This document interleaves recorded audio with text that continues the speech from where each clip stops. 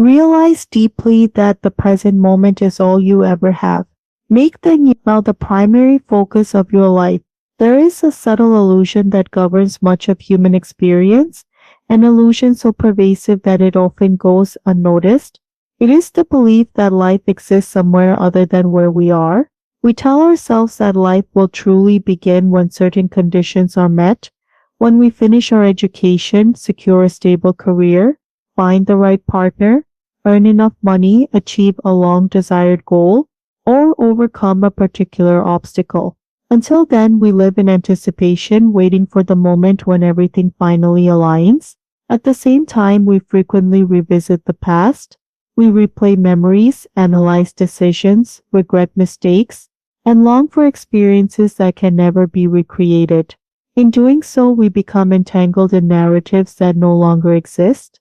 Between anticipation of the future and attachment to the past, we overlook the only moment in which life is actually unfolding, the present.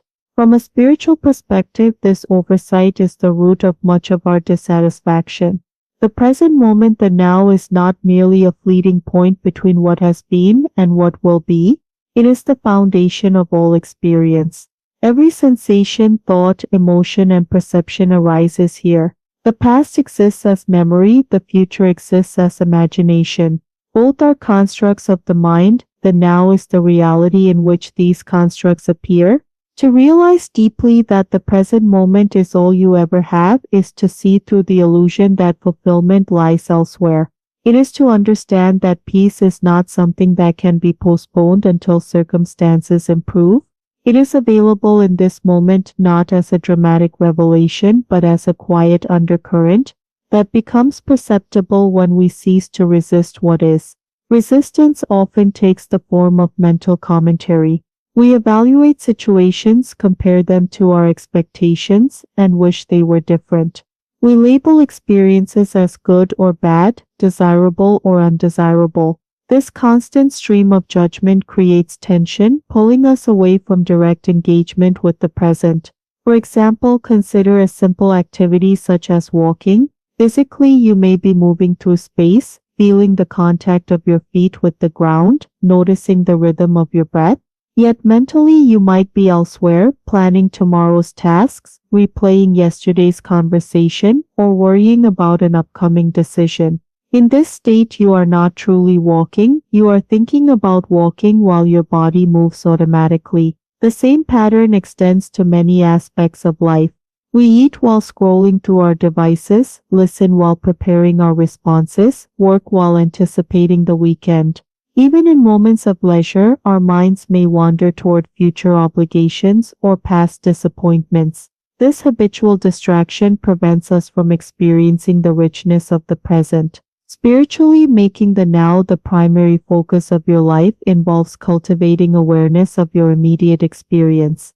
It means bringing attention to the sensations, thoughts, and emotions that arise in each moment without becoming entangled in them. This awareness is not passive. It is an active engagement with reality as it unfolds. When you focus on your breath, you anchor yourself in the present.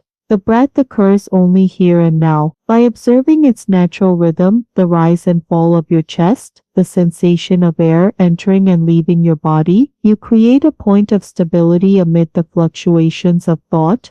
Similarly, attending to your senses can deepen your connection to the now. Notice the texture of an object in your hand, the sound of a distant voice, the interplay of light and shadow in your surroundings.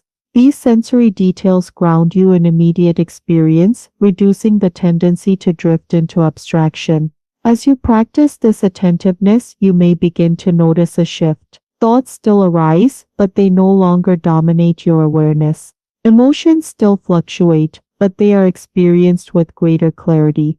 Challenges still occur, but they are approached with a sense of presence rather than reactivity. This shift is transformative because it changes your relationship with time. When you live primarily in the past or future, time can feel oppressive. There is always something to regret or anticipate, something unfinished or uncertain. The mind becomes preoccupied with what is missing, creating a sense of urgency or lack. In contrast, the present moment is complete. It contains whatever is occurring without the need for additional interpretation. When you attend to it fully, you may discover that many of your concerns are rooted not in immediate reality but in imagined scenarios. For instance, anxiety often involves projecting potential difficulties into the future. The mind anticipates outcomes that have not yet materialized, generating tension in response to possibilities rather than actual events.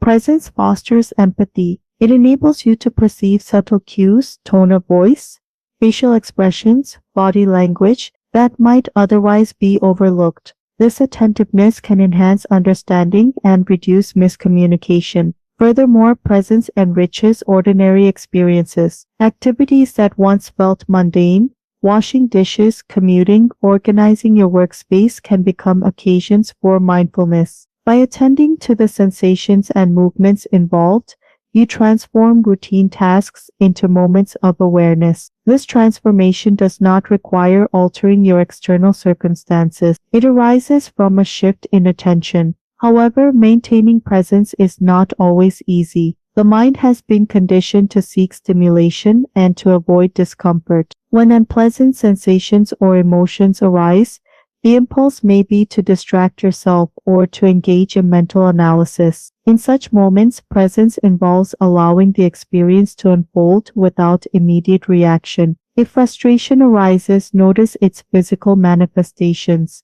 the tightening of muscles, the quickening of breath. Observe the accompanying thoughts without becoming entangled in them. This observational stance creates space. Within that space, you can choose your response rather than reacting automatically. Over time, this capacity for intentional response can lead to greater emotional resilience. It is important to note that presence does not eliminate challenges. Difficulties still occur, and emotions still fluctuate. However, by engaging with them in the now, you reduce the additional suffering that arises from resistance or avoidance. Acceptance is a key component of this process. Acceptance does not mean approving of every situation. It means acknowledging what is already present so that you can respond effectively. For example, if you are experiencing fatigue, denying it may lead to further strain. By recognizing it, you can take steps to rest or adjust your activities. Similarly, if you encounter a setback, resisting its reality may prolong distress. Acceptance allows you to assess the situation and determine appropriate action.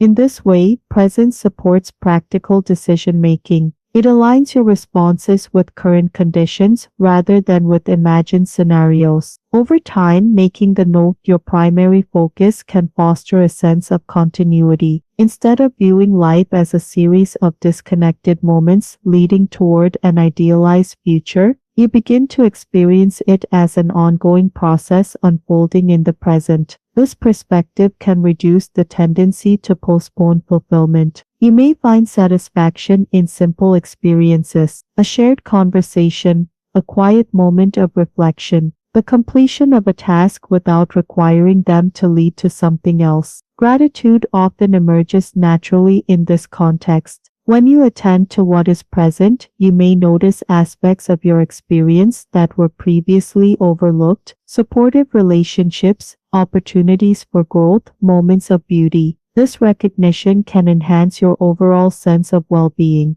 Ultimately, realizing deeply that the present moment is all you ever have involves a reorientation of attention. It invites you to engage with life directly, rather than through the filters of memory and anticipation. By making the note the primary focus of your life, you cultivate a form of awareness that is both grounding and liberating. Grounding because it connects you to immediate experience. Liberating because it frees you from the compulsive identification with past and future narratives. In this awareness, you may discover a sense of peace that is not dependent on external conditions, a stability that arises from being fully present with whatever unfolds. And in that presence, life reveals itself not as something that begins later, but as something that is happening now.